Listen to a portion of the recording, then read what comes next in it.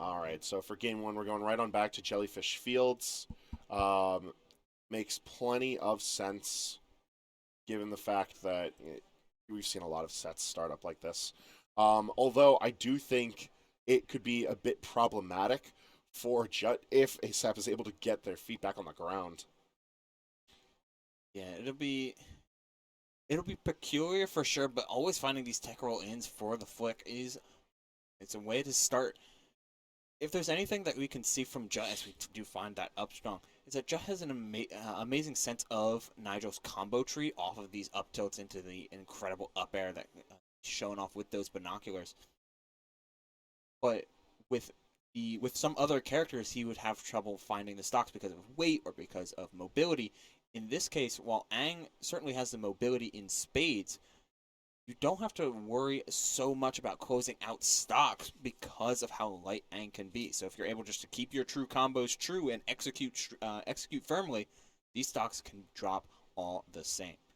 Yeah, I think that is a good point. I think it's also worth highlighting, Jut's been playing off the plat really well, which normally, like, a lot of good Nigel play comes from how well you can control base platform.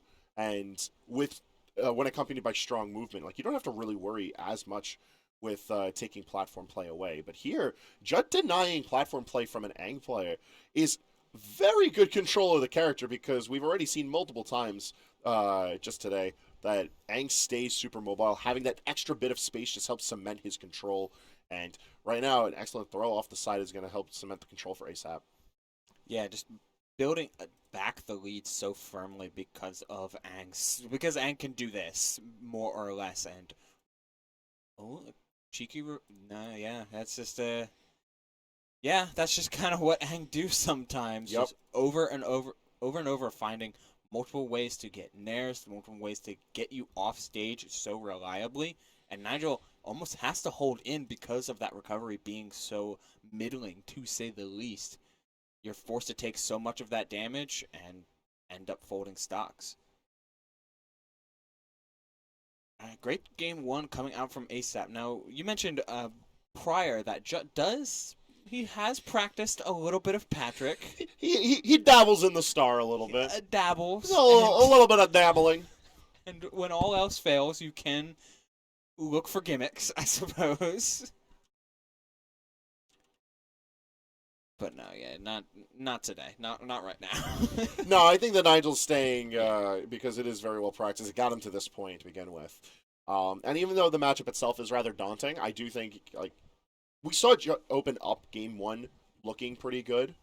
So I wouldn't be surprised to see the rubber game here, seeing the 1-1 count very possible. Seems like there's some sort of a hiccup. Yeah, they're talking. Chatting. They do be chatting. They chatting up a storm over there. I do be seeing the RJ. The arm of the RJ. Oh. Uh-oh. And now we have the... I swear, I keep forgetting his name. I believe it's Jacob. Yeah, well, oh no, they made the... Oh no! They opened up Task Manager, no! Hey, Task Manager. Alright, well, some issue that's going to get resolved easily. You know what it is? I think it's a controller issue. I think it's a matter of feeding audio through one of the controllers. I think ASAP is using one of the PS4 he PS5 showed up. controller. He showed off. Yeah, he was holding a PS5 controller. Which, yeah, and because of that, audio is going to route itself to the controller. Yes, because it's a new audio output. Yes, but because again, this is a PC tournament, so it is getting operated on PC. I believe it's getting through Steam, so there is a way to still feed us the audio properly. Yeah, you can still either go into your Steam, or it looks like he's heading right into his audio settings directly for the computer. Restarting the game. Wow. And then everyone gets to be happy with having audio. Didn't think this would be an issue we'd run into today.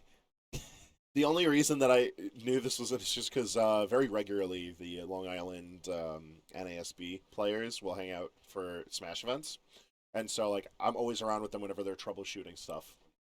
And the one NASB tournament that we did have on Long Island, like, that was just one issue that we knew was going to come up, and they were just able to troubleshoot it instantly. Very nice. And so, with that issue getting resolved, we're moving along into game two, and we got game audio now. Woo! Play nice.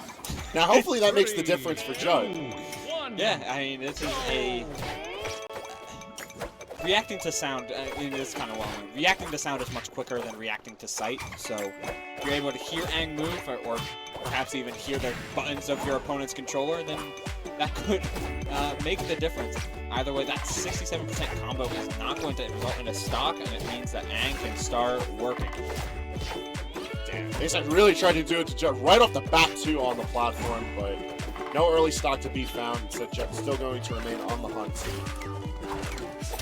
Looking for that finisher, but trying to get a little bit too greedy off of ledge means that that Scorpion Sting will result in a stock. Jet seems to go for that pretty routinely, just attempt to hit ledge because there is very little ledge invulnerability when recovering. I think on top of that, but also the fact that it covers if characters want to try to threaten a hitbox off the ledge. Some characters, especially like Aang, do want to get aggressive while they're near the ledge to find those reversals. So I like the mash coming out from Jet, just like seeing a clank and just pushing forward and seeing how they react, finding an up strong afterwards, seeing how far they can extend this lead. Any lead can make that. See? It's a little early on here. Good survivability from Jet though, reaching into 219 before getting erupted off the up strong. Uh-oh.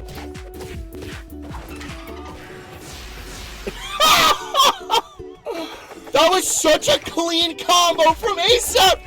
Just to have it all thrown away! Oh, what a great reaction from Jut. If he's going down, he's taking you with him. And that's almost greedy on ASAP's part. He wanted to go down for the third spike out of all of that, and gets appropriately punished for it as we find, again? Yeah, and this time ASAP is not sticking around for any of Jut's shenanigans.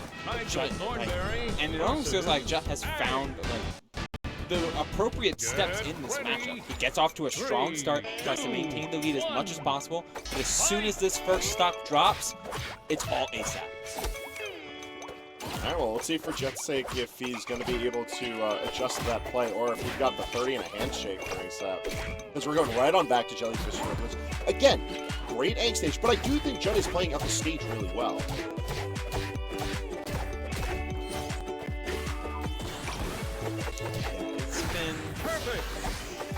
It's been like well played, but almost at all of the momentous interactions, right? The really game-changing moments was just end up falling in the way of ASAP by sheer virtue of almost execution and a little bit of and solid DI to avoid some of the early stocks that Nigel can get.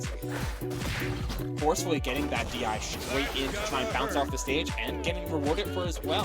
Jut able to hold on to this second stock for longer than he has throughout the entire set. Yeah, and, you know, we've seen that there are these opportunities when it's the on-stage interactions. Jut's fine. Jut's big chillin', even at really heavy percentages, taking advantage of the fact that Nigel's one of the heavier characters in the game. Unfortunately for him, ASAP stays on the hunt so consistently that he's just never finding those safe positions to return to neutral. It's like Jut's winning and then ASAP's winning. There's no in between, and then Jut loses out on a stock. That was a much longer use of the airspeeder than usual. As we were looking to end it all and get appropriately clapped for it. Now, Nigel does have a little bit of X factor going for him. That flick ends up mattering a lot, but not against that quick dash attack into the